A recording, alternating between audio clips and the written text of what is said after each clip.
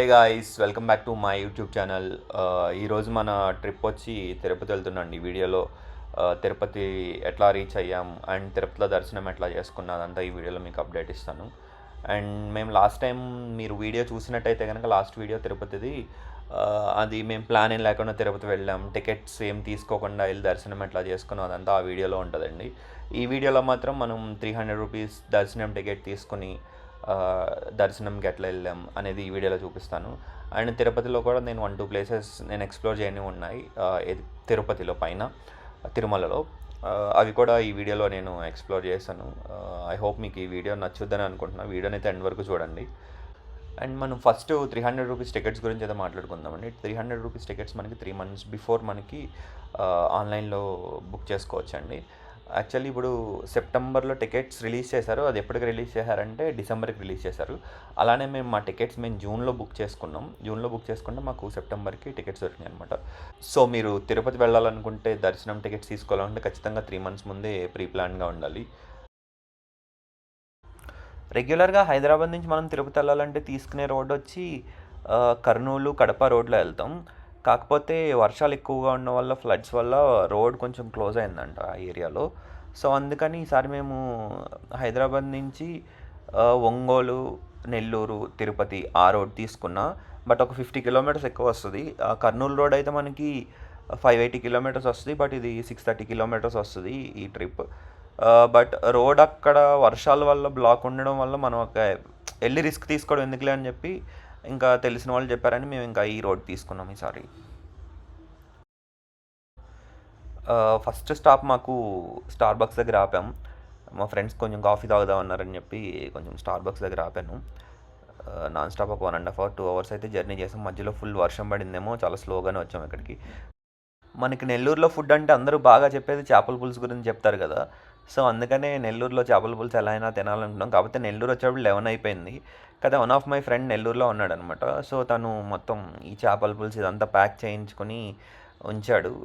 Restaurant ఆ time close ఉంటాయని. So తను తీసుకొస్తే పెట్రోల్ బంక్ దగ్గర ఒక కేఫ్ ఉంటే ఆ కేఫ్లో కూర్చొని తినేసాం చేపల పులుసు అదంతా.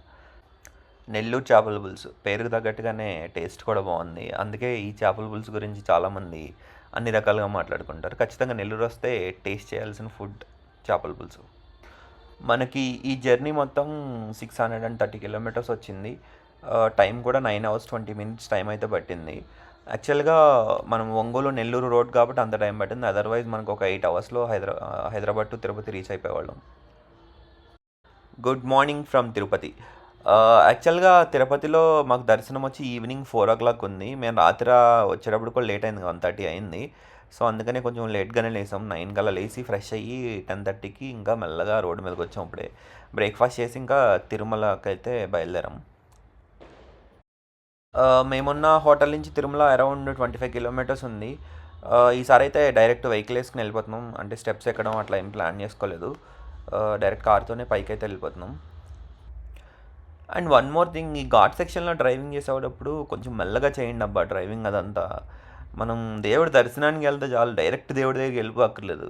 సో కొంచెం మెల్లగా ఒళ్ళు దగ్గర పెట్టుకుని డ్రైవ్ చేస్తే బెటర్ అనుకుంటున్నాను. ఎందుకంటే చాలామందిని చూస్తున్నా ఈ ఘాట్ సెక్షన్లో మాత్రం మొత్తం వాళ్ళకు ఉన్న ఎక్స్పీరియన్స్ మొత్తం ఉపయోగించి ఎరక్కొడేద్దాం దున్నేద్దాం అనుకుంటారేమో, కానీ మనం వెళ్ళే దర్శనానికే బాబు, దర్శనం చేసుకుని వద్దాం హ్యాపీగా. మన కొండపైకి వెళ్ళేటప్పుడు ఇక్కడ ఒక చెక్ పోస్ట్ అయితే ఉంటుంది. మొత్తం మన కార్ని మొత్తం అంతా చెక్ చేస్తారు. అలానే మన దగ్గర ఉన్న లగేజ్ని మొత్తం మెటల్ డిటెక్టర్స్తో అంతా స్కాన్ చేస్తారు. అండ్ పైన వాటర్, ప్లాస్టిక్ నిషేధం కాబట్టి మనం ప్లాస్టిక్ బాటిల్స్ కానీ అవన్నీ ఏం తీసుకెళ్ళినవారు. మనం పైన వాటర్ కొనుక్కోవచ్చు. మీ దగ్గర స్టీల్ బాటిల్స్ కానీ గ్లాస్వి కానీ ఏమైనా ఉంటే కనుక బాటిల్ తీసుకెళ్ళచ్చు. బట్ ప్లాస్టిక్ బాటిల్ అయితే తీసుకెళ్ళినవారు వీళ్ళు. మనం చెక్ పోస్ట్ దాటిన తర్వాత ఒక 200 meters డిస్టెన్స్లో ఇక్కడ వరసిద్ధి వినాయక స్వామి టెంపుల్ అయితే ఒకటి ఉంది. మనం కొండపైకి జర్నీ స్టార్ట్ చేసేటప్పుడు కింద దేవుణ్ణి దర్శించుకుని స్టార్ట్ చేద్దాం.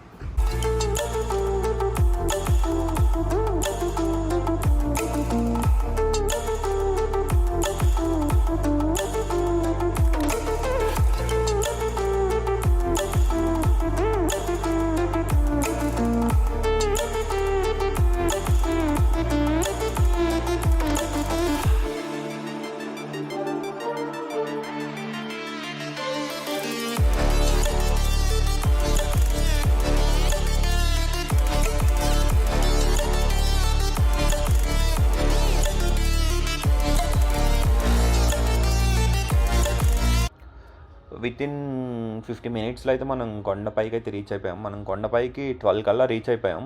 కానీ మన దర్శనం టైం వచ్చి ఈవినింగ్ 4:00. సో ఈ 4:00 వరకు ఏం చేద్దామని ఆలోచిస్తే, లాస్ట్ టైం నేను తిరుపతి వచ్చినప్పుడు కొండ మీద ఆల్మోస్ట్ అన్ని ప్లేసెస్ కవర్ చేశాను, కానీ ఒకటి మాత్రం కవర్ చేయలేదు. అది జపాలి హనుమాన్ టెంపుల్. సో ఆ హనుమాన్ టెంపుల్ చాలా ఫేమస్. లాస్ట్ టైం ఎందుకో మాకు టైం కుదరక అది మేము దర్శించుకోలేకపోయాం. బట్ ఇక ఇప్పుడు ఒక 4 అవర్స్ టైం ఉంది కాబట్టి జపాలి హనుమాన్ టెంపుల్కి అయితే వెళ్ళిపోతాం. ఇప్పుడు కొండపైకి వచ్చిన వెంటనే జపాలి అయితే స్టార్ట్ అయిపోయాం మేము హనుమాన్ టెంపుల్కి. ఇక్కడ నుంచి ఒక 6 కిలోమీటర్ డిస్టెన్స్ ఉంటుంది జపాలికి. అక్కడ పార్కింగ్ చేసిన కాడి నుంచి కొన్ని స్టెప్స్ ఉంటాయంట, కొంచెం డిస్టెన్స్ నడవాల్సి వస్తుంది. ప్లేస్ అయితే చాలా బాగుంటుంది అన్నారు. నేనైతే చాలా ఎక్సైటెడ్ ఉన్నా, దట్ ఫస్ట్ టైం విజిట్ చేయడం కదా జపాలికి. సో ఎలా ఉంటుందో ఏంటో అని చలో చూసేద్దాం ఎలా ఉంటుందో.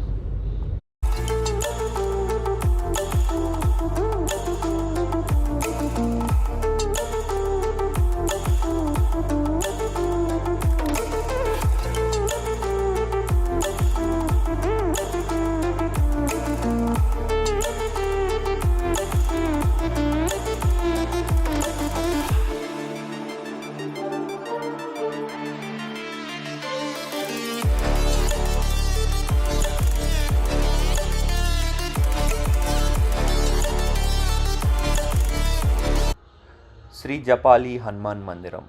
సో ఇక్కడ నుంచి ఒక 20 మినిట్స్ వాక్ అయితే ఉంటుందంట. So guys let's go. ఇక్కడ పార్క్ చేసేసి నడుచుకుంటూ వెళ్ళిపోదాం లోపలికి. మనం టెంపుల్కి వాకింగ్ అయితే స్టార్ట్ చేస్తాం. Let's go guys. ఒక 20 మినిట్స్ వాక్ అయితే ఉంటుంది. కొన్ని స్టెప్స్ అయితే ఉన్నాయంట, కింద చెప్పులు అయితే వదిలేసి నడుస్తున్నా. చలో. జై శ్రీరామ్.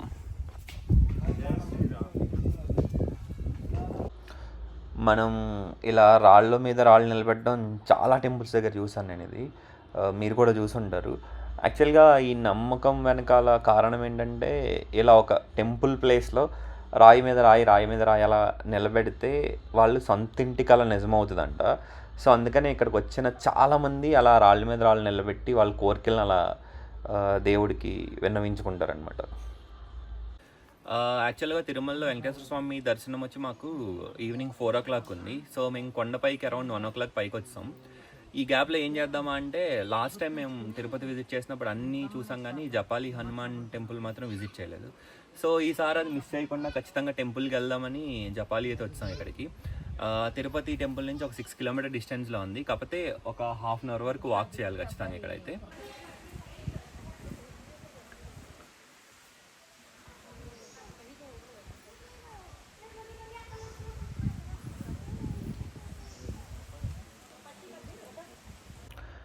ఈ జపాలి హనుమాన్ టెంపుల్కి నడవలసిన ఒక 20 మినిట్స్ ఉన్నా కానీ పెద్దవాళ్ళు కూడా నడిసేవచ్చు. ఆ స్టెప్స్ కూడా అంత కష్టంగా ఏం లేవు, నార్మల్గానే ఉన్నాయి. ప్లేస్ కూడా చాలా బాగుంది యాక్చువల్గా. చుట్టూ చెట్లుండి చల్లగా ఉంది. ఏ టైం అయినా కానీ మేబీ చల్లగానే ఉండొచ్చేమో ఇక్కడ. సో చెట్లు అవన్నీ ఉండడం వల్ల నేచర్ అంతా ఉంది కదా, పెద్ద అలసట అయితే రావట్లేదు. బాగుంది టెంపుల్కి నడవడం ఇదంతా. వెల్కమ్ టు జపాలికి స్వాగతం. సో ఆల్మోస్ట్ టెంపుల్కి రీచ్ అయిపోయాం. టెంపుల్ ముందు షాప్స్ అయితే ఉంటాయి కదా మనకి, తమలపాకులు అండ్ అట్లనే వెహికల్స్ కట్టుకునే జెండాలు కానీ, జై శ్రీరామ్ అని ఇంటి పైన పెట్టుకోవడానికి అలాంటివన్నీ ఉన్నాయి.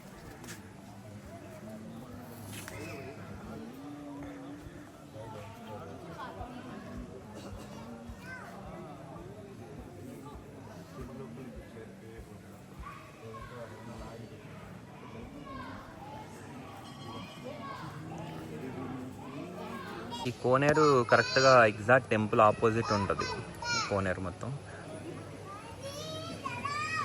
సో టెంపుల్లోకి వెళ్ళడానికి ఒక లైన్ అయితే ఉంది. నాకు తెలిసి లైన్ ఒక 20 minutes to half an hour అయితే పడుతుంది. జపాలి ఆంజనేయ స్వామిది మెయిన్ టెంపుల్ ఇది. బాగుంది వైపు. చుట్టూ చెట్లు, పెద్ద పెద్ద చెట్లు చుట్టూ. మధ్యలో ఒక చిన్న గుడి. ఆ గుడికి ఒక 20 నిమిషాలు నడక దారి. నడకదారి మొత్తం కూడా మొత్తం స్టెప్స్ అన్నీ ఉన్నాయి. నేను ఈ చెట్టుని ఒక రీల్‌లో చూసాను ఇది. కొంచెం వినాయకుడి ఆకారంలో ఉంటది. వినాయకుడని మొక్కుతారు అని. ఒక యాంగిల్‌లో కొంచెం వినాయకుడిలానే ఉంది. మనోళ్ళు మొత్తం దీనికి సింధూరం అదంతా రాసి కాయిన్స్ అన్ని అంటించారు. గుడి లోపల ఇస్తున్నారు ఇవి. అంటే లైక్ దర్శనం అయిపోయిన తర్వాత అక్కడే ఇస్తున్నారు. ఈచ్ 10 రూపీస్ తీసుకుంటున్నారు గుడి లోపల. సో మీరు దండం పెట్టుకోవడానికి లోపలికి వెళ్ళినప్పుడు లోపల తీసుకోండి.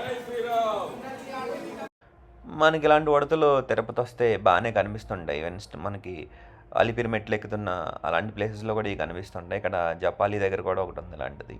ఒకటి కాదు, యాక్చువల్లీ 2 చూసాం. 2 కూడా చూపిస్తాం మీకు ఈ వీడియోలో.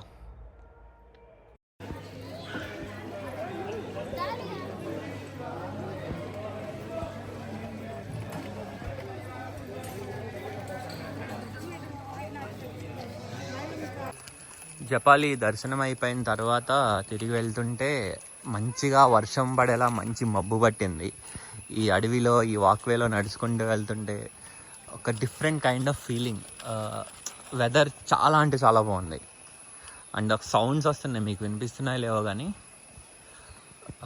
పక్షుల సౌండ్స్, అరుపులు అవన్నీ క్రేజీ ఉంది వెదర్ మాత్రం. తిరుమల వచ్చి మీకు టైం ఉంది, ఒక 4 hours టైం ఉంది ఎక్స్ప్లోర్ చేయడానికి అనుకుంటే జపాలి ఖచ్చితంగా రండి. బాగుంది, దగ్గరే, పెద్ద దూరం కూడా ఏం కాదు. తిరుమల టెంపుల్ దగ్గర నుంచి ఒక 5-6 kilometer డిస్టెన్స్లోనే ఉంది. ఒక 1-2 kilometers వాక్ చేయాలి. 20 minutes to half an hour అంతే వాక్, అంతకు మించి ఏమి ఉండదు. బట్ ఖచ్చితంగా వచ్చి చూడొచ్చు, విజిట్ చేయొచ్చు ఈ ప్లేస్. రిటర్న్లో మనకి ఇంకొక ఉడత కనిపించింది. ఇవి మనకు బాగానే కనిపిస్తుంటాయి తిరుపతిలో. దానికి ఒక అరటిపండు ఇస్తే ప్రశాంతంగా కదలకుండా కూర్చున్న మూల కూర్చొని తింటది. జై శ్రీరామ్.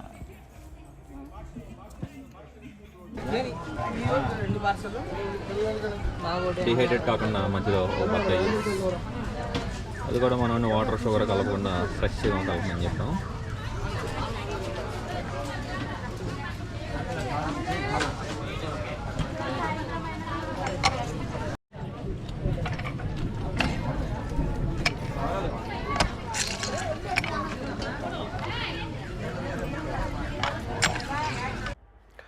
ప్రజెంట్ మనం అయితే శిలాతోరణం, న్యాచురల్ స్టోన్ ఆర్చ్ దగ్గరలో ఉన్నాం. ఈ స్టోన్ ఆర్చ్ మనకి చాలా పురాతనమైనది. నేను మీకు దాని హిస్టరీ మొత్తం చదివి వినిపిస్తా. యాజ్ ఆఫ్ నో అయితే మనం దాని దగ్గరలో ఉన్నాం, మీకు అది చూపిస్తా, అది కూడా చూడండి. ఇదే the great Silathoranam natural stone arch, చూసేయండి. దీని హిస్టరీ వచ్చేసి మనకి ఈ భూమి మీద ఇలాంటి శిలాతోరణాలు ఇంకొక 2 ఉన్నాయి. 3వది మనకి ఇక్కడ తిరుపతిలో ఉంది. ఒకటి అమెరికాలో ఉంది, ఇంకొకటి ఇంగ్లాండ్లో ఉందంట. ఈ శిలాతోరణం మనకి ఫామ్ అయ్యి 150 కోట్ల సంవత్సరాలు అయిందంట ఈ న్యాచురల్గా ఫామ్ అవడానికి. అండ్ దీన్ని శిలాతోరణం అని ఎందుకంటారంటే మనకి ఇక్కడ రైట్ సైడ్లో ఒక కొండ, లెఫ్ట్ సైడ్లో ఒక కొండ ఉంది, రాయి ఉంది కదా. ఆ రెండాటికి కనెక్షన్ మీకు కట్ కాకుండా ఒక కనెక్షన్ అయితే ఉంది చూడండి. అందుకనే దీన్ని ఒక ఆర్చ్లా ఉంది కదా, అందుకే దీన్ని శిలాతోరణం అంటారు. గ్రేట్ కదా. కాకపోతే ఇన్ని సంవత్సరాలు ఓల్డ్ అని కనిపెట్టారు దీన్ని. గ్రేట్ అసలు. అది కూడా మన తిరుపతిలో ఉండడం చాలా గ్రేట్. ఇక్కడ శిలాతోరణం విజిట్ చేసుకొని ఇలా కొంచెం కిందకి, ఇక్కడ ఒక 5 minutes వాక్ ఉంటుంది కిందకి. ఈ వాక్లో ఇలా కిందకి వెళ్తే కనుక శ్రీవారి పాదాలు ఉంటాయి. బట్ థింగ్ ఏంటంటే మాకు అంత టైం లేదు, దర్శనం టైం అయిపోతుంది. సో అందుకని ఇంకా టెంపుల్కి వెళ్ళిపోవాల్సి వస్తుంది. అందుకే శిలాతోరణం కూడా ఎక్కువగా ఎక్స్ప్లోర్ చేయలేదు. మెయిన్ తోరణం ప్లేస్కి వచ్చి క్యాప్చర్ చేసి వెళ్ళిపోతున్నాం ఇంకా రిటర్న్.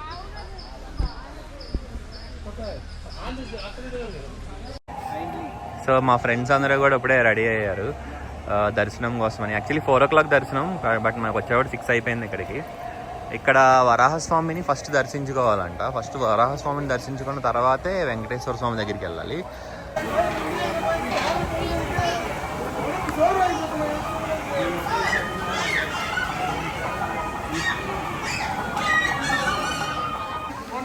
యాక్చువల్లీ ఇక్కడ కోనేట్లో కూడా చాలామంది స్నానం చేసి దర్శనంకి వెళ్తున్నారు. మనం ఆల్రెడీ ముందే స్నానం చేసి వచ్చాం కాబట్టి కోనేట్లోకి వెళ్ళి కొన్ని నీళ్ళు తీసుకుని ఎక్కడ చల్లుకున్నాం అంతే. బట్ చాలామంది అయితే ఇక్కడే స్నానాలు అయితే చేసేస్తున్నారు ఇక్కడే.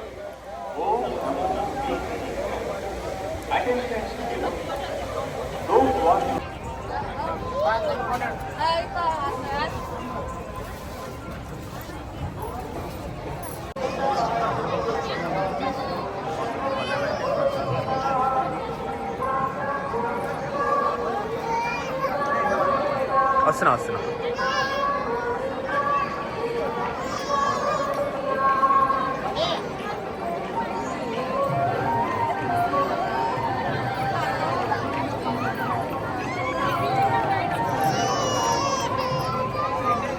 మాకు దర్శనం 4కి అయినా కానీ ఇక్కడ ఆల్రెడీ 6:30 అయ్యింది. అయినా కానీ ఇక్కడే ఫోటోలు తీసుకుంటే ఎక్కడెక్కడే తిరుగుతున్నాం. మెల్లగా దర్శనం మరి ఏ టైంగా అవుద్దో.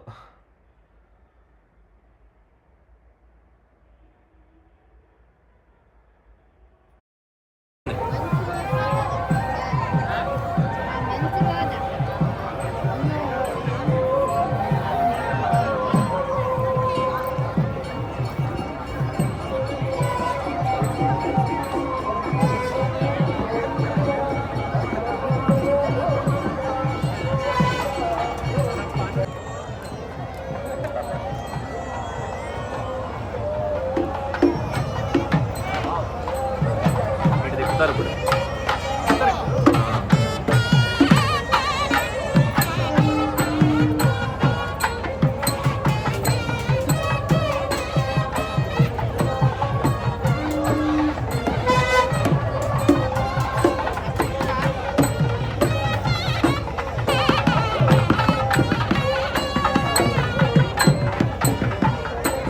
యాక్చువల్గా మా దర్శనం టైం 4:00 అయితే మేము లోపలికి వెళ్ళింది 7:00 వెళ్ళాం. మాకు దర్శనం ఫినిష్ అయ్యేటప్పటికి 12 అయింది. 5 అవర్స్ పట్టింది దర్శనం అవ్వడానికి. సో దర్శనం అయిన తర్వాత సరే వెంటనే కిందకి వచ్చి హైదరాబాద్ స్టార్ట్ అయిపోదాం అనుకున్నాం. కానీ 3:00 వరకు కూడా ఘాట్ సెక్షన్ క్లోజ్ ఉంటుందంట, కిందకి వెళ్ళడం అవ్వదు. సో ఇంకా 3:00 ఇంకా ఆ టైంలో ఇంకా హైదరాబాద్ రావడం కొంచెం కష్టమేలే అని చెప్పి ఇంకా ఆ రోజు కూడా హోటల్ తీసుకుని వెళ్ళి ఆ రోజు నైట్ ఇంకా అక్కడే స్టే చేసి మార్నింగ్ బయలుదేరాం అనమాట హైదరాబాద్కి. సో ఈ వీడియో మీకు నచ్చిందని అనుకుంటున్నా. మీకు ఈ వీడియో నచ్చితే కనుక వీడియోని లైక్ చేయండి, అలానే మీ ఫ్రెండ్స్కి షేర్ చేయండి, అండ్ నా ఛానల్ అయితే సబ్స్క్రైబ్ చేయడం మర్చిపోకండి. And thanks for the watching this video. Thank you so much guys.